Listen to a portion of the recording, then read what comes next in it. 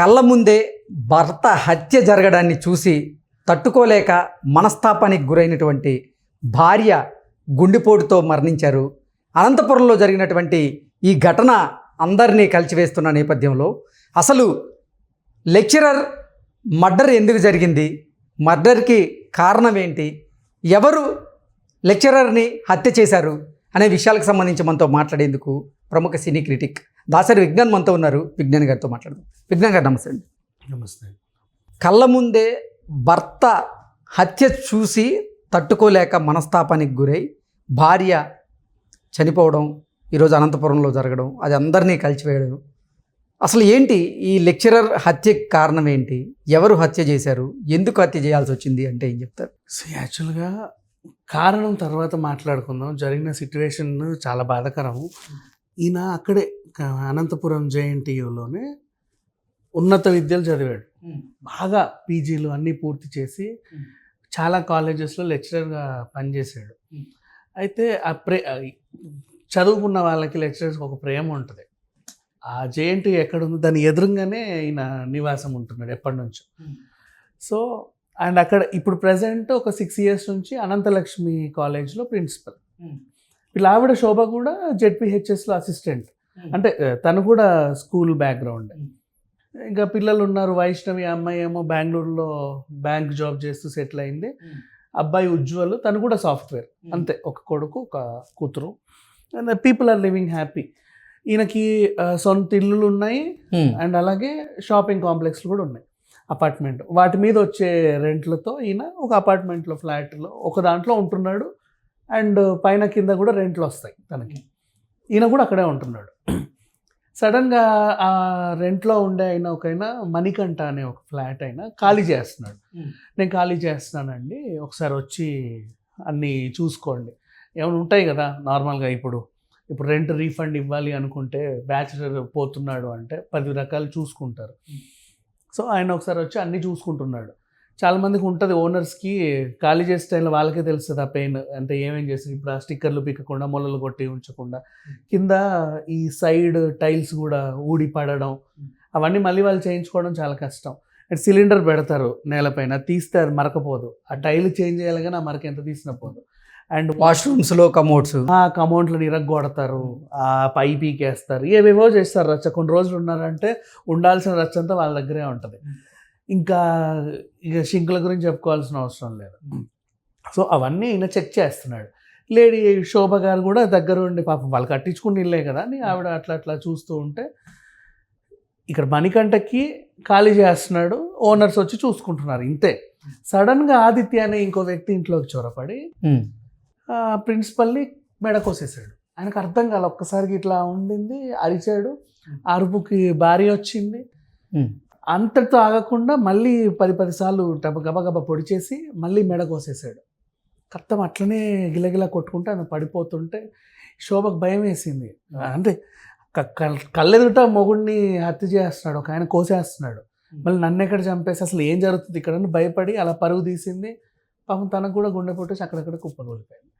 ఆ పరిగెత్తేటప్పుడు అన్నాడు, నేను ఎక్కడికి పారిపోనత్తా అంటే, వీళ్ళ మేనల్లుడు అంట, ఎక్కడికి పారిపోను ఇక్కడే ఉంటా అని చెప్పేసి ధైర్యంగా లోపలికి వెళ్ళి చేతులు కడుక్కొని వచ్చి శవం పక్కన అలా కూర్చున్నాడు. నేనే చేశాను. అట్లా వెళ్ళిపోయిన ఆవిడ గుండె పొట్టు ఆవిడ చనిపోయింది. అసలు ఈ ఆదిత్యకి అలాగే ఈ మూర్తి గారికి ఎందుకు గొడవ మొదలైంది, ఎక్కడ గొడవ మొదలైందంటే ఏం చెప్తారు? సో అదే అప్పటికి ఇక పోలీసులు వచ్చారు, పట్టుకున్నారు. వేరా ఎందుకు చేసావు అని అడిగారు. మామూలుగా ఏంటి కథ, ఏంటి ఇంత ధైర్యంగా చెప్పుకున్నావు, పట్టుకున్నారు. వాడు అక్కడే ఉండి లొంగిపోయాడు.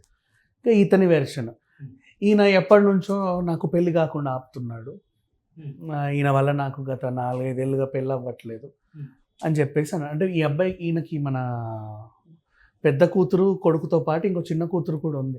ఓకే. ఆమెకు పెళ్లి సంబంధాలు చూస్తున్నారని చెప్పి రిటైర్ అయ్యి ఈ మధ్యకాలం 4 నెలల నుంచి ఇంట్లోనే ఉంటున్నాడు ఈ ప్రిన్సిపల్. ఈ మధ్యకాలంలో అంటే రిటైర్మెంట్గా తీసుకొని, అంటే పోవట్ల, కాలేజ్కి వెళ్ళకుండా ఆ పెళ్లి పనుల్లో బిజీగా ఉన్నాడు. సేమ్ ఈ అబ్బాయి చెప్పిన విషయం, 4 నెలల నుంచి నాకు పెళ్లి కాకుండా ఆపుతున్నాడు అని. ఆయన మేనల్లుడు, సొంత మేనల్లుడు. అంటే ఇస్తే ఈ అమ్మాయిని ఇచ్చి అబ్బాయికి చేయొచ్చు. ఈయన కూడా ఏం చేశాడంటే 4-5 నెలల క్రితమే బ్యాచులర్గా పరిచయం చేసుకొని, యాక్చువల్గా ఆయన మేనల్లుడు అన్న విషయం కూడా వీళ్ళకి తెలుసో లేదో తెలియదు, అని పేరుకైతే మేనల్లుడు అని చెప్తున్నాడు. ఈయన బ్యాచిలర్గా పరిచయం చేసుకొని ఆ ఎదురింట్లో అద్దెకి దిగాడు. ఈయనను చంపాలి అనేది మెయిన్ మోటివ్ లాగా ఉంది. ఇప్పుడు ప్రజెంట్ జరిగే స్టోరీ, ఈయన చెప్పే స్టోరీ ఏంటంటే, మాకు మేనరికం ఉందండి, కానీ నాకు ఈ అమ్మాయిని ఇచ్చి చేయట్లా. ఎవరన్నా వచ్చి మేన వాళ్ళు ఎవరైనా ఉన్నారా అని అడిగితే వాళ్ళంతా పనికి మాలిన వాళ్ళంది, వేస్ట్ వాళ్ళు ఎవరిస్తారు అమ్మాయిని, మా అమ్మాయిని అట్లాంటి వాళ్ళకి ఎందుకు ఇస్తామని ఈయన చెప్పడం. అంటే వాడు అట్లాంటోడు అని బయట ఒక టాక్ నడవడం, ఆ టాక్ వల్ల ఆయనకు వచ్చిన సంబంధాలన్నీ పోతున్నాయని ఆయన ఒక గ్రడ్జ్ పెంచుకున్నాడు. ఓకే అని ఆయన చెప్తున్నాడు. అంటే ఒకవేళ ప్రేమ వ్యవహారం అన్నారు అనుకోండి, ఫర్ ఎగ్జాంపుల్ ఇప్పుడు నాకు అనిపించింది ఏంటంటే, ఇది ప్రేమ వ్యవహారం, చిన్న కూతురు ప్రేమ వ్యవహారం అని బయట తెలిస్తే చిన్న కూతురే ప్లాన్ చేయించి చంపించి ఉండొచ్చు, పెళ్ళికి అడ్డుపడుతున్నాడని, బలవంతంగా ఇంకో పెళ్లి చేస్తున్నాడని, లవర్ని పిలిచి చంపించేసిందని ఒకవేళ చిన్న వార్త బయటకు వచ్చిందనుకో, తండ్రిని చంపిన కూతురు అని చెప్పేసి పెద్దగా వైరల్ అయిపోతుంది. ఆ ఊర్లో ఇంకా ఆ పిల్లని ఎవరి దగ్గర కూడా రానివ్వరు. పైగా అంత పెద్ద లెక్చరర్ అండ్ ఎప్పటి నుంచో ప్రిన్సిపల్, లెక్చరర్ స్టేజ్ ఎప్పుడో దాటిపోయింది ఆయన, 58 ఏళ్ళు. ఆయన తర్వాత ఆయన చేతుల మీదుగా లెక్చరర్స్, జూనియర్ లెక్చరర్స్ బోల్డ్ ఎంతమంది ఉన్నారు. సో అంటే ఇప్పుడు ఆయన చనిపోతే అంతమంది వచ్చారు, JNTU నుంచి, అనంతలక్ష్మి కాలేజ్ నుంచి ఆయన చూడడానికి అంతమంది వచ్చారు. ఆయన ఇప్పటి వరకు ఆయన మీద ఒక్క వివాదం లేదు, అవివాద రహితుడు అని కొంచెం, ఒక్క వివాదం లేదు. ఈయన ఇట్లా అట్లా అని ఒక మచ్చ లేదు. మంచి ప్రిన్సిపల్, మంచి లెక్చరర్, మంచి బోధకుడు. ఇతని చేతిలో పడితే ఒక పిల్లోడు చాలా బాగుంటాడు, మంచిగా చెప్తాడు, అందుకే ప్రిన్సిపల్ని చేశారు. ఇప్పుడు లెక్చరర్గా అందరిది ఒక బాగా మంచి పేరు ఉన్న వాళ్ళనే, అంటే స్టూడెంట్ ఫ్రెండ్లీగా ఉండే లెక్చరర్స్నే ప్రిన్సిపల్ చేస్తారు మోస్ట్లీ. స్టూడెంట్స్తో ఫ్రెండ్లీగా లేకుండా స్ట్రిక్ట్గా ఉండే వాళ్ళని బేసిక్గా చేయరు. కొంతమంది అలా చేస్తారు, కానీ ఎక్కువ శాతం ఇలాగే చేస్తారు. కాబట్టి వాళ్ళు అందరినీ సమన్వయంగా చూస్తారు. ఒక ఇది. మరి ఆదిత్య ఉన్మాదానికి కారణం ఏంటి? ఆదిత్య చెప్పే రీజన్ అట్లా ఉంది. ఆయన చెప్పే రీజన్ ఏంటంటే, ఈయన నాకు వచ్చే సంబంధాలు చెడగొడుతున్నాడు, ఏదో జాబ్ విషయంలో గొడవైంది అనేది కూడా ఉద్యోగం వస్తుంది. ఇవన్నీ ఆయన 100 వెర్షన్లు చెప్తున్నాడు. ఉద్యోగం విషయంలో ఒకటి, నా పెళ్లి చెడగొడుతున్నాడు అని ఒకటి, ఇంకోటి.